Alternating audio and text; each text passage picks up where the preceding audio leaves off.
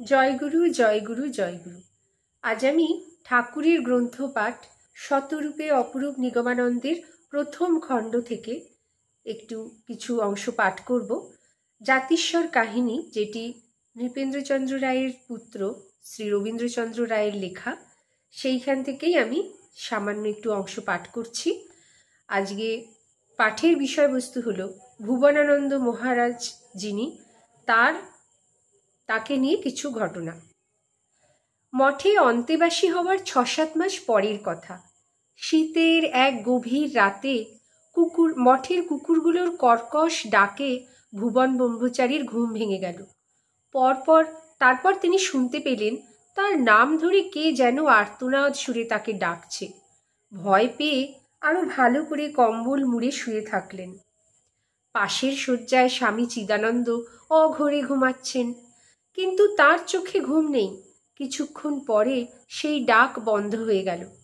পরদিন সকালে চিদানন্দ মহারাজ ও হরিদাস ব্রহ্মচারীকে পূর্বরাত্রির ঘটনা বলতেই চিদানন্দ মহারাজ তার স্বভাব সুলভ সরলতা মাখানো ভঙ্গিতে বললেন, ও কিছু ন, নিশির ডাক, ওসব নিয়ে চিন্তা করো না। আশ্রম থেকে একা একা রাতে বাইরে যেও না।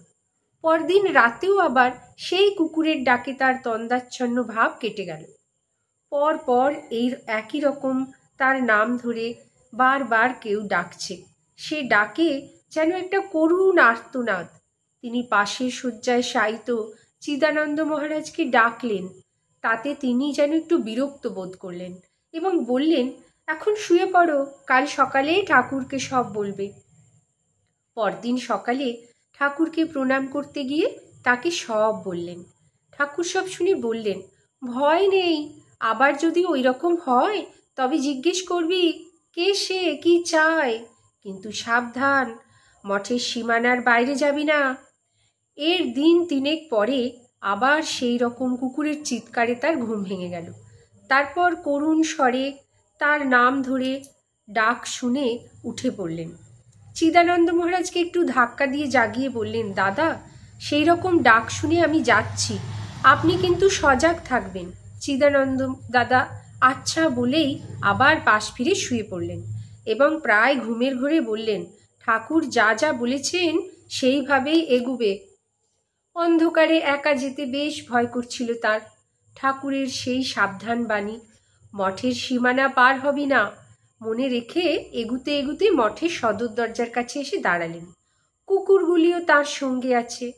সামনে বিস্তীর্ণ জলাভূমি, আওয়াজটা সেই দিকেই আসছিল, সেই দিকে তাকাতেই তিনি দেখলেন একটা ক্ষুদ্র আলোর বিন্দু ক্রমশ বড় হতে হতে তার দিকে তীব্র গতিতে এগিয়ে এসে কিছুটা দূরে থেমে গেল এবং তার পরে তার জ্যেষ্ঠ ভ্রাতা সুরেন্দ্রনাথ বন্দ্যোপাধ্যায়ের স্ত্রীর মূর্তির অনুরূপ একটি ছায়া মূর্তিতে দাঁড়ালো। সাধারণভাবেই সে তাকে তার মৃত্যুর কথা জানালো এবং সেই সঙ্গে তিনি যে তখন খুব কষ্টে আছেন সেই কথাও বললেন। তাকে অনুরোধ করলেন তিনি যেন ঠাকুরকে বলে তার একটা গতি করে দেন। কথা কয়টি বলেই সেই ছায়ামূর্তিটি অদৃশ্য হয়ে গেল।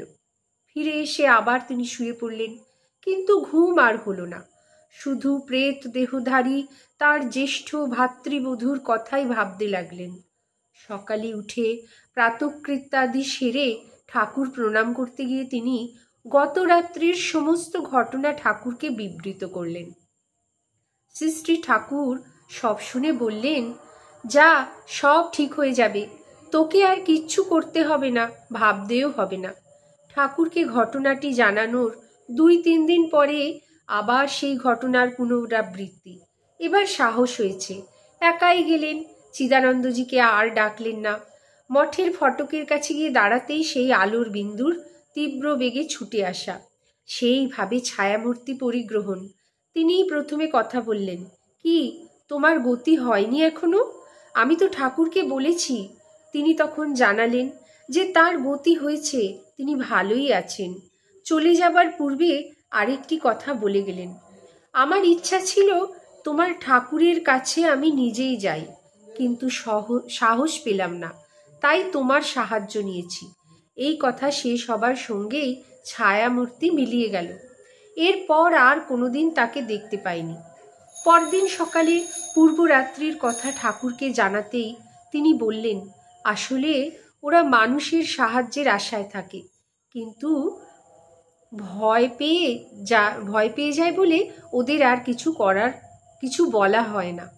সেদিন বৈকালে গৌরাঙ্গ ঘরের বারান্দায় বসে অপমৃত্যু সম্বন্ধে অনেক কথাই বলেছিলেন। তার মধ্যে যেটুকু তার মনে ছিল তা হলো, জলাবর্তে পতিত পাতার অবস্থা দিয়ে অপঘাতে মৃতের আত্মার তুলনা করেছিলেন। বস্তুত তার জ্যেষ্ঠ ভ্রাতা সুরেন্দ্রনাথ বন্দ্যোপাধ্যায়ের স্ত্রীর অপমৃত্যু হয়েছিল দিঘলকান্দিতে, গ্রামের বাড়ির ইদারাতে জল তুলতে যেয়ে হঠাৎ পড়ে যেয়ে। কিন্তু ভুবন মহারাজ এর কিছুই জানতেন না। তাঁর ঘর ছাড়ার পরের ঘটনা এটি। মঠে অন্তেবাসী হবার পর তিনি তাঁর সংকল্পের কথা বাড়িতে জানান। উল্লেখিত দুর্ঘটনার কথা তার ছায়ামূর্তি দর্শনের অনেক পরে তিনি জানতে পারেন বাড়ির চিঠিতে।